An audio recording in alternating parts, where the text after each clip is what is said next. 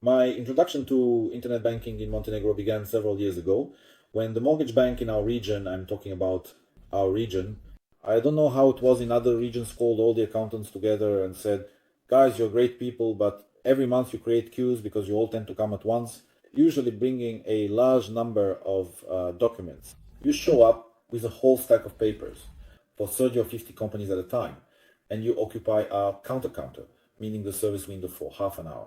Because of this, queues form. You can see that as soon as you arrive, a line of 10 people immediately forms behind you, all waiting for you to free up the counter. This isn't right. So whether you want to or not, you have to do this. It's mandatory, but presented as voluntary. Please connect internet banking for every company serviced by our bank within a month. Make sure to do this. We had no choice. We listened to them and connected internet banking for all the companies.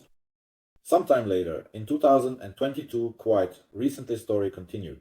We were told that we needed to connect internet banking not only for every company, but also for the personal accounts of the directors of foreign companies that are open in this bank again, supposedly to reduce the workload on the bank employees, so they would have less work and there will be fewer lines, fewer queues.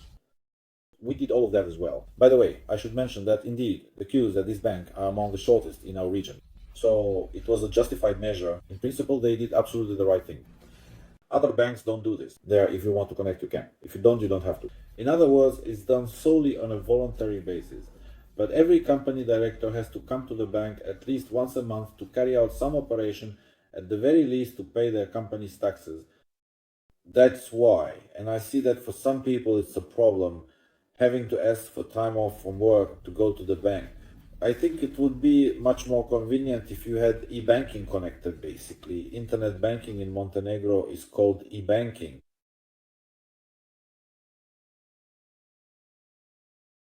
Again, it's entirely voluntary, but at the very least consider it. I'll mention some of the fees at certain banks now. If this works for you, then you should do it. If it doesn't suit you, if you think it's too expensive, then of course that's totally fine. Honestly, I can't tell you the prices for all the banks. To be honest, I don't even know them myself. I haven't monitored all of them. Plus, the fees change from time to time as well. I'll put it this way. In most banks, the fees are quite low. For example, I mentioned the fees at Ipotecani Bank right now. I literally checked their website today.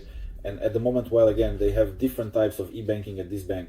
I'll be talking about HB Click. That's probably the most popular option. And it's the one we've actually set up for all our clients. For individuals, there's a one-time connection fee of €5 and a monthly service fee of €1.5. For legal entities, the connection fee is €5 and the monthly service fee is €3. So these fees are quite low, and I think they're affordable for everyone. In most other banks, the costs are more or less comparable.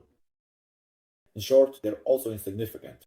The only exception I've come across was in some banks, but only for legal entities. So for individuals, it's also inexpensive there. For legal entities, for some reason, they charge more. So in my opinion, there's no logic to it. So accordingly, a person connects to e-banking and thereby reduces the workload for the bank's employees. This should be encouraged in every possible way. For some reason though, connecting for legal entities costs more than €90, if I'm not mistaken, 95 I think, but definitely more than 90. More than 90 and less than 100, I think it's 95.